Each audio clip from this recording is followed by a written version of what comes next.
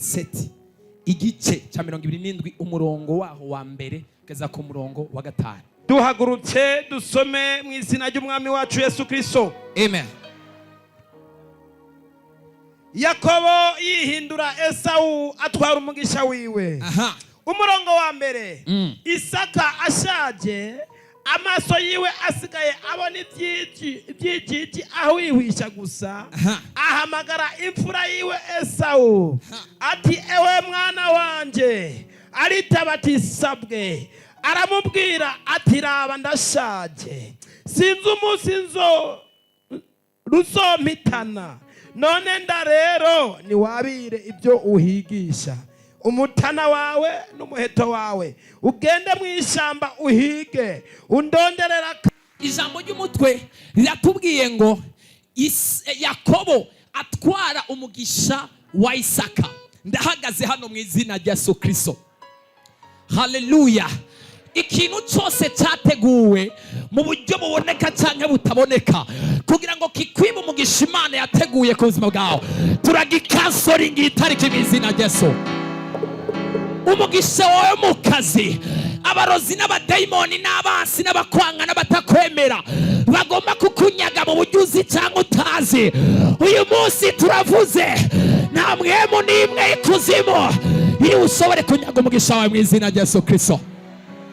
Haleluya, haleluya, haleluya.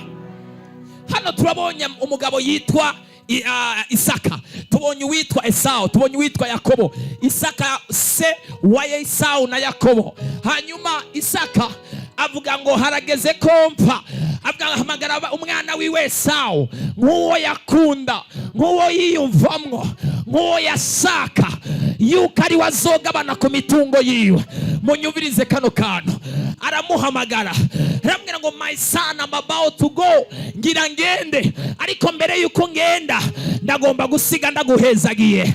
Imana idufashe cyane gose, umugisha Imana yateguye ndatuye mu izina rya Yesu Kristo wawe nta hantu namwe uzokatira, ugutumbere mu izina rya Yesu Kristo. Nimba hari umuntu Imana yateguye mu buryo runaka, nimba ari muri Europe, nimba ari muri kontinent Amerike, nimba ari muri Aziya, nimba ari muri Australia, akaba ari watwaye umugisha wawe, akaba ari wafise umugisha wawe, mbere yuko kuno kwezi guhera no mu ntango z'ukwezi kw'icenda, Imana igutumbereze ko ayazetelebro sataka. Hari abantu bagira bahure n'abantu b'umugisha batari biteze. Umufiance wawe ahari hose umaze igihe ufise confusion, utazi uwo ari we, Imana imugutumbereze ko direction itumberi wawe. Ariko abantu bari ngaha canke batashe iwawe, Imana igagutumberezemwo amafaranga Imana yaguteguriye kuzokwakira muri kuno kwezi. Imana yagutumbereze ko imhemu yo guhusha turayirukana, imhemu ya absence turayirukana, imhemu yo gutakaza turayihagarika mu izina rya Yesu. Abizera bari he batene haleluya. And then Isaka abwira Esau, hamana masan ngira mpfe, sinzi igihe nshobora gupfira, ariko I want to bless you before I pass. Imana dufashe cyane gose, arambwira ngo my dear, go and look for me, genda undonderere ico nkunda. Urazi nkunda kanyama, Bibiliya niko yavuze, biratubwiye ngo nkunda agaki, akanyama, agaki, akanyama. Ngaha ntibaravuga agaki, gira mwiza atakanyama, akanyama. Ntago mubivuze, vuga ngo akanyama. Kanyama ntawe utakemera, nimutakaje Imana ikugirira ubuntu warahombye. Imana idufashe cyane gose. Haleluya, haleluya. Ni Imana ikunda kanyama. Ego none yo kandi kaguchomewa Eva ntuzeya Abeli yarokeje akaboga, Imana igira ngo ichemgani Nuhu naye alichoma nyama, harufu ikapanda. Mungu akasema juu ya harufu ya nyama, kubera akamoto k'inyama ndarahiye sinzongera Abeli yarokeje akanyama, ikimazi kiramota. Imana irimotereza akaboga, akanyama iravuga Abeli ni sawa. Hanyuma Rwagahini rugenda rufata itomati n'amasereri n'amarengarenga n'intore n'isombe na matembera sinzi mikubi n'imisoma hamwe na ya yindi bayita ngo iki konkombre, byose arashiramwo hamwe na bya bindi byose. Imana iga Imana iranka hebwa ni akaboga akanyama. Haleluya. Imana iguhereze gutanga ikimazi yishimira kandi inezererwa mu izina rya Yesu. Sivuze ko Imana ikunda inyama, ntago ijya. Imana ni mpemu, ariko akamoto keza, igihumura neza, nibyo bituma Imana yemera. Umutima wejeje kandi utungaye, nibyo bituma Imana yemera. Hanyuma Isaka amubwira ngenda undonderera akanyama, bwira mugenzi wawe ati umugisha barawukorera. They don't play for blessing, they work for it. Hallelujah. Umugisha ntibawusengera, barawukorera. Yesu nadufashe cyane gose. Amen. Hallelujah. Hallelujah. Niwasenga ngo Mana mpereza umugisha, Imana izozana imbere yawe ikintu ukora kugira ngo umugisha uboneke. Yesu nadufashe cyane gose. Amen. Hallelujah. Amen. Aramubwira, aragenda, arayitora, arayizana. Ariko ngaho inyuma gato hariho umugore, mama wabo yari karabyumva. Amaze kubyumva bica mu gutwi, bica bija mu bwenge, ubwenge buca bubwira amaguru, genda ubwire runaka. Amaguru acariruka, amaguru avuze ngo nahageze, akanwa nako gaca gatangura kuvuga. Atatangura kumbwira ngo urabizi bagiye kumuhezagira, bagira bamuhereza umugisha, kandi umugisha bagomba kumuha nuwi wawe. Hari ikintu bita realm of mind, isi y'imhemu y'ibyiyumviro. Murazi amakanguro yose abaho, revival bibera mu isi y'imhemu yo mu byiyumviro. Like mu byiyumviro ntihaboneka, n'amadecision abantu bafata ntaboneka. So hari amadecision afatirwa mu isi y'imhemu yo mu byiyumviro. Iyo umuntu afashe ingingo yo kukwanga, iyo umuntu afashe ingingo yo kukuvuga nabi, hariho ubwoko bw'abadayimoni buba bwagiye kumwongorera, bukavugana nawe mu mutwe no mu byiyumviro, bugatangura gukontrola servo yiwe. Bumaze gukontrola servo yiwe, akaca atangura kukuvuga n'abamajambo mabi. Ariko uko nyene umhemu imihumanya ishobora kumukoresha, niko ni mhemu nzima, mhemu y'Imana ishobora kumukoresha ikamubwira ngo niteze uwera arakeneye iki, andi atakironse nturonka amahoro. Imana ikacibuza amahoro umuntu, ukabona umuntu avuye hariya. Haravuze ngo Imana yambujije amahoro, yambwiye ko iyi mpuzu nambaye atari gwanje ari utegerezwa kuyambara. Yambwiye ko bino birato ntegerezwa kubikura wowe ukavyambara. Yambwiye ko ntegerezwa kukuronderera akazi. Yambwiye ko ntegerezwa kugufata ukuboko. Ukabona umuntu ariko arakwitaho, ukarondera impamvu n'igituma ariko arakwitaho ukabibura. Ariko hari ikintu kiguma kimusunikira iwawe. Umviriza ndakubwire, reka naguhangana, munyumvirize kano kantu. Reka kugwana intambara yo kugwanira ama affection y'abantu. People they are tired because they are fighting for attention.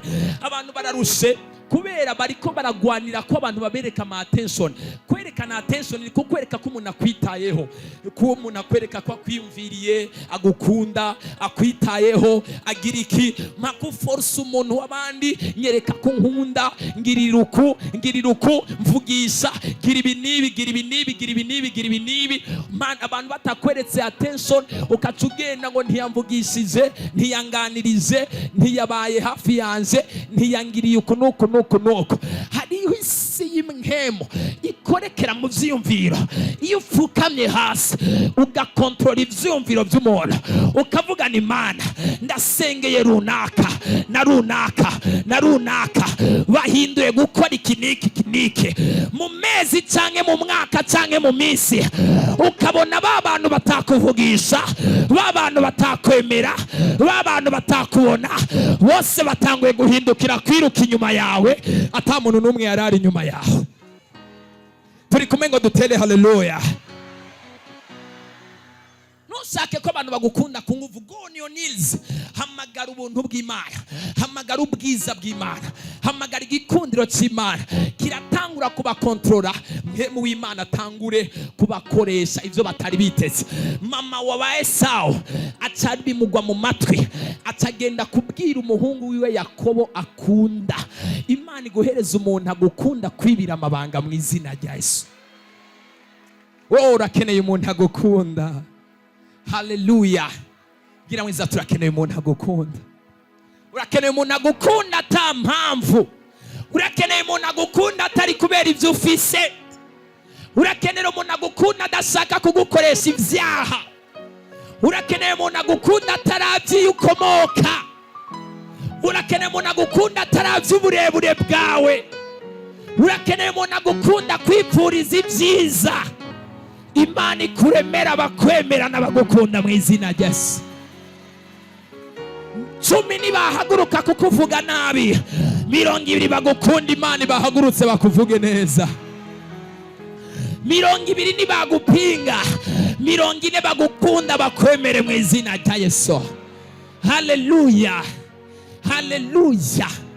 Urakeneye abantu bagukunda, atagenda kubwira uwakunda. Hambira ngo hari umugisha ugomba utangike, ugomba uboneke. Hari umugozi Imana igomba gushiraho uyu munsi, kandi hari umugisha Imana igomba itanga uyu munsi mu izina rya Yesu Kristo. Haleluya, haleluya. Inyuma y'akanya gatoya aramubwira inama, aramubwira umviriza, nimba udafise umuntu akubwira inama waragowe, Imana igufashe iguhereza umuntu akubwira inama. Yesu adufashe cyane gose. Haleluya. Nimba hari ama opportunity meza hari, akubwire ngo hari ama opportunity abonetse. Nimba hari ingeso nziza zihari, akubwire ngo witware uko. Nimba hari icyiza gihari, akikurongoremo mu izina rya Yesu. Amaze kumubwira ivyo hanye, Yakobo ntiyigeze abisaba nyina. Yakobo ntiyigeze abimubwira, ariko aravuye hariya yipfuza ko ari wahezagirwa. Ndumva abantu bagiye kubura amahoro kubw'ubuzima bw'umuntu ari ngaha mu izina rya Yesu. Ndumva abantu bagiye kubura amahoro kubw'umukobwa ari ngaha mu izina rya Yesu. Hari abantu bagiye kubura amahoro kubwawe mu izina rya Yesu Kristo. Iri joro nyene Imana iguhereza ikimenyetso. Iri joro utahana ikimenyetso mu izina rya Yesu. Iri joro utahana ikimenyetso mu izina rya Yesu. Arabimubwira, ahejeje kubimubwira, aravuga ngo thank you. Atamubwira inama, aragenda arigereranya, yiyambika umubiri wa Esau, yambara n'ibintu byose bya Esau. Ahejeje sishaka kubitebamo ivyo byose. Umugisha aragenda arawiba n'ibindi byose aragenda arabikora, arabiheza. Ivyo singomba kubitebamo cyane gose. Ariko amaze gukora ivyo, umviriza icakurikiyeho. Dusomere mu Itanguriro igice cya 28 nyene ku murongo waho wa 10 gushika kuri 15. Ahantu araharara kuko izuba ryari ricokeye, yari yabiribuye mu mabuye yaho, aragisegura mu mabuye yaho, aragisegura, aryamaho hantu arasinzira. Arota abona icuririzo gishinzwe hasi, umutwe waco ushika mu ijuru. Abona abamarayika b'Imana bakidugako, bakimanukako, kandi Uhoraho yari ahagaze hejuru yaco. Aramubarira ati, nduhoraho, Imana ya Aburahamu sogokuru, Imana ya Isaka. Dukomere Imana amashina aho wogeza ngaho mu izina rya Yesu. Amen, amen. Pawunyakura n'inkomezi, ndinginga Imana iguhereze gutwara no kunyaga umugisha wo basamaye n'abasinziriye mu isi imwe mu izina rya Yesu. Haleluya. Esau niyasinzira gasamara, arasigara yasamye, umugisha wiyo wamaze gutwagwa. Abari maso mwakira umugisha Uhoraho mu izina rya Yesu. Mwakira umugisha Uhoraho mu izina rya Yesu. Haleluya. Esau amaze kwiba umugisha, Yakobo amaze gutwara umugisha wa Esau, acarava iwabo kubera gutinya ko Esau aza kumugirira nabi, kandi yari yamaze kumushavurira. Yari yibaza ko aza kumugirira nabi. Umuntu wese azosamara kuko Imana yaguhaye, Imana iguhereze kucakira mu izina rya Yesu. Haleluya, haleluya. Mureke abasamara basamara, mureke abaja mu byaha baje mu byaha, mureke abaja mu ntege nke baje mu ntege nke, ariko we ntuje mu ntege nke mu izina rya Yesu. Reka abaja baheba gusenga bareke gusenga, ariko ntuhebe gusenga mu izina rya Yesu. Reka abanebwe ariko ntunebwe mu izina rya Yesu. Reka abaja mu ntege nke bazijemwo, ariko ntuje mu ntege nke mu izina rya Yesu. Ndiko ndihuta cyane gose. Inyuma y'igihe gitoya acarava muhira, arahunga, aragenda. Amaze kugenda ajyama ahantu mwibaraba, ajyama mu nzira, kubera yararushe cyane gose. Yesu nadufashe cyane gose. Naho urushe kizimuruhanye isezerano ry'Imana. Naho utabona inzira kizimujyamanye isezerano ry'Imana. Ariko abanyamasezerano bari hehe batele? Haleluya. Umutipe yirutse yamaze gutwara umugisha, uwundi nawe ariko arakubita agatoki. Yakobo yanwariye umugisha, Yakobo yanyaze umugisha, Yakobo yamaze guhezagirwa imbere yaje, Yakobo yantanze guhezagirwa imbere yaje. Babyemera batabyemera uzobatanga guhezagirwa mu izina rya Yesu. Abarozi babyanga babyemera uzobatanga guhezagirwa mu izina rya Yesu Kristo. Ikuzimu bapinga babyemera uzobatanga guhezagirwa mu izina rya Yesu. Kandi uzogera kure batari biteze ko wogera mu izina rya Yesu. Uzotera intambwe batari biteze ko wotera mu izina rya Yesu. Naho ishari ributake riduge, ishari ryabo ntirizohagarika Imana kuvugana nawe. Haleluya, haleluya. Hari abantu Imana igomba ishireko igikundiro, baraba inyuma basange bagiye imbere kubera igikundiro cy'Imana. Ndabona abantu hano Imana igomba ishireko igikundiro cyayo.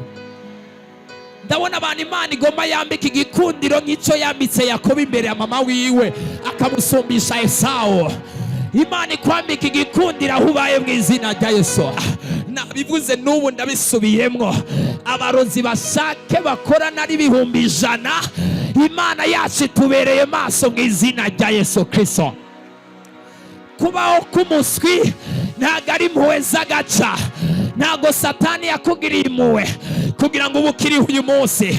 Yaragerageje kukwica mu myaka yawe ya mbere, aragerageza kukwica mu myaka yo hagati, aragerageza kukwica mu myaka ugezeko. Ntago yigeze ubishobora.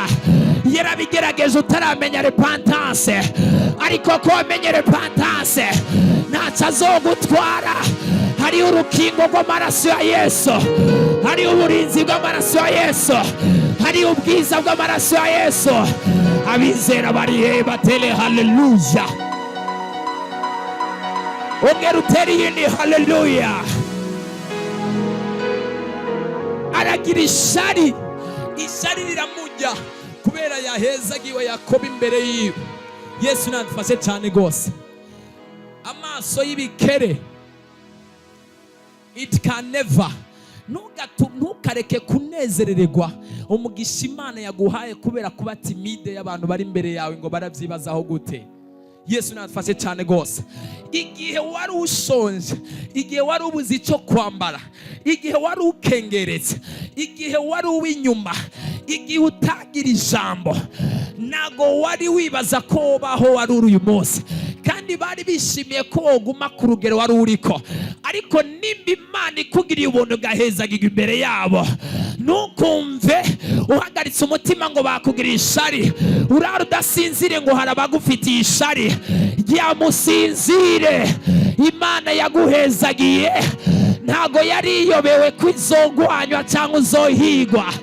Abarozi bashake bavyimbe bameneke, abanyamashari bagwire, amajambo yiyongere. Ntucike intege mu izina rya Yesu. Haleluya. Umugisha wose uhagurutse amajambo, kandi umugisha wose ufise n'intambara yawo. Yesu nadufashe cyane gose. Haleluya.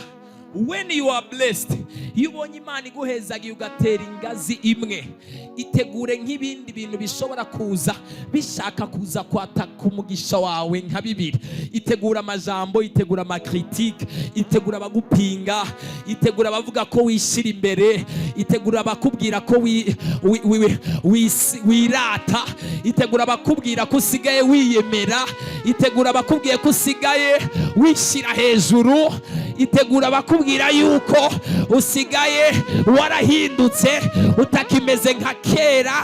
Hari ibintu bitegerezwa guhinduka iyo Imana yaguhezagiye, nawe utobigiramo uruhare. Hari ibintu bitegerezwa guhinduka kubera Imana iguhaye akazi, wahora wirigura yerera uronka umwanya wo kuja mu nzu zo kuramutsa imiryango, uwo mwanya ntusubira kuronka kubera utagisubira kubasegerereza no kwama mu nzu zabo. Baca batangura kuvuga ko usigaye wiyemera kandi usigaye wishima. Ntihagire umuntu n'umwe akuza amahoro, byamusinzire, amashari yabo ntakubuza amahoro. Nimba hari umuntu ariko aragwana intambara y'amajambo hano, Imana igukomeze. Ntihagire ijambo ry'umwana w'umuntu riguca intege mu izina rya Yesu. Haleluya.